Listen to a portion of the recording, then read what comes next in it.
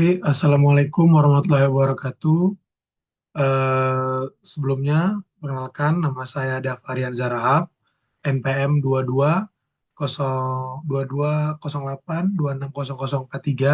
Kali ini akan mempresentasikan hasil mind mapping untuk tugas dari blog psikiatri saya, yaitu saya mengambil judulnya depresi.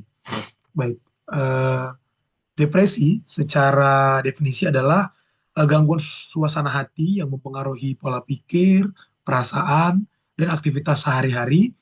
Paling sedikit sudah terjadi 2 minggu secara berturut-turut. Nah, daripada etiologi sendiri, depresi ini dia dibagi menjadi tiga, yaitu daripada biologis, ada yang berperan di sana seperti serotonin dan lainnya.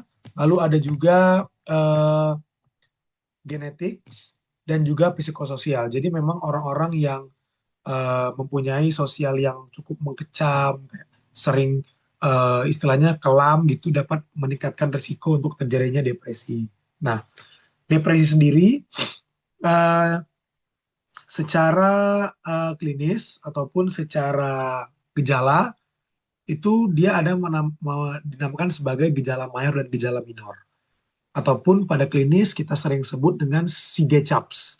Nah, CG-CHAPS itu sendiri dia ada merupakan singkatan dari gejala-gejala mayor dan gejala minor yang udah ditentukan. Nah, jadi untuk gejala mayornya sendiri itu ada mood depresif, jadi suasananya selalu murung dan lain sebagainya. Lalu ada juga hilang minat, jadi eh, kurang apa ya berminat dalam mengerjakan sesuatu hal dan juga ada mudah lelah.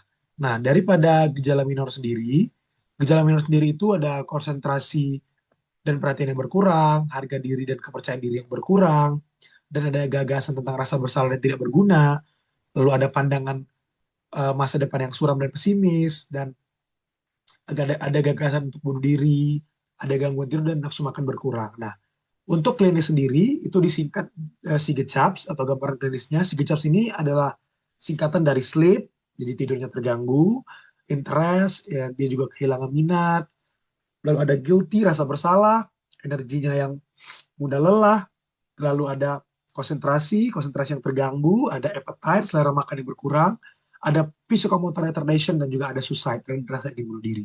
Nah, jadi seperti yang saya katakan tadi, dari faktor biologis, dia ini yang bermasalah pada serotoninnya, yaitu pada reseptor 5-HT, yang lebih spesifik lagi adalah 5-HT1A dan juga 5-HT2A. Nah, jadi reseptor serotonin di otak ini dia tergantung daripada gejala-gejala lokasinya. Contohnya seperti misalnya reseptor di hipotalamus, dia menyebabkan gangguan tidur dan juga hilang dari minatnya sendiri. Kalau pada cerebellum, dia bermasalah pada psikomotornya tadi, yang retardation.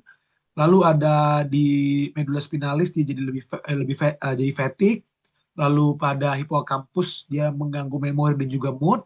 Lalu pada amigdala dia bisa mengganggu mood, rasa bersalah, rasa ingin bunuh diri dan seperti tidak berharga. Dan ada prefrontal cortex dia mengganggu konsentrasi, hilang minat, rasa senangnya menurun, ada juga fatigue, ada tidak berharga dan lain sebagainya. Dan ada di striatum dia itu menyerang psikomotor fatigue. Nah, jadi untuk itu tadi adalah gejala mayor, gejala minor, dan juga klinisnya sendiri. Nah, untuk klasifikasi, dia terbagi menjadi dua, ada yang PPDGJ3 dan ada yang DSM-5. Nah, untuk PPDGJ3 itu sendiri, dia ada episode depresif ringan, ada episode depresif sedang, ada episode depresif berat tanpa gangguan psikotik, dan ada yang dengan gangguan psikotik. Nah, cara membedakannya, untuk depresif ringan, dia itu adalah dua gejala mayor dan dua gejala minor. Jadi dua dari mood depresif atau mudah lelah ditambah dengan kedua gejala minor yang terjadi selama setiap hari 2 minggu berturut-turut.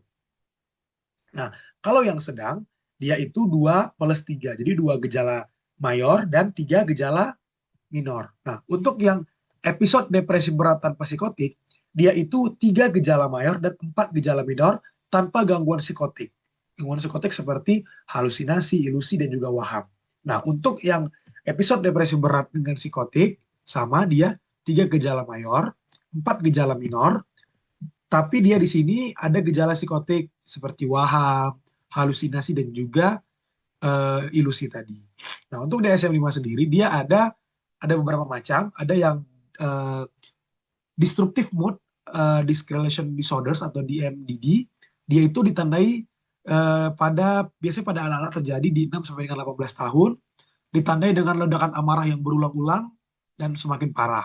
Lalu ada Major Depressive Disorders, dia ini terdapat lebih atau sama dengan 5 gejala depresi selama 2 minggu dengan suasana hati depresif ataupun hilangnya minat sebagai gejala utama. Jadi ada 5 atau lebih dari gejala yang mayor ataupun minor gitu. Dia bisa terdapat pada episode tunggal dan lain sebagainya. Lalu ada persistent depressive disorder atau distimia, dia bentuk depresif yang kronis yang lebih dari 2 tahun, dia pada anak-anak atau remaja dia 1 tahun. Lalu ada premenstrual depressive disorders, ada depressive disorders due to another medical condition, ada substance or medication include depressive disorders, ada other specific unspecified depressive disorders. Itu untuk klasifikasi. Nah, untuk tata laksana sendiri tentunya diberikan antidepresan yang um, cukup banyak golongan untuk sebagai pilihan. Nah, di sini contohnya seperti SSRI atau Selective Serotonin Reuptake Inhibitors. Dia mekanisme kerjanya menghambat reuptake serotonin dan meningkatkan kadar serotonin di sinaps. Jadi contoh obatnya seperti fluoxetine, lalu ada sertralin, ada juga paroxetine dan juga citalopram.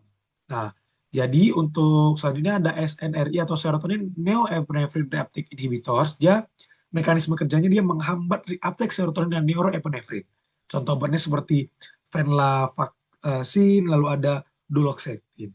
Lalu ada juga TCA uh, uh, atau trisidik antidepresan. Dia contoh obatnya kayak amitriptilin, lalu uh, ada klomipiramin, terus tidak salah, dia mekanisme kerjanya itu menghambat reuptake serotonin dan juga norepinefrin.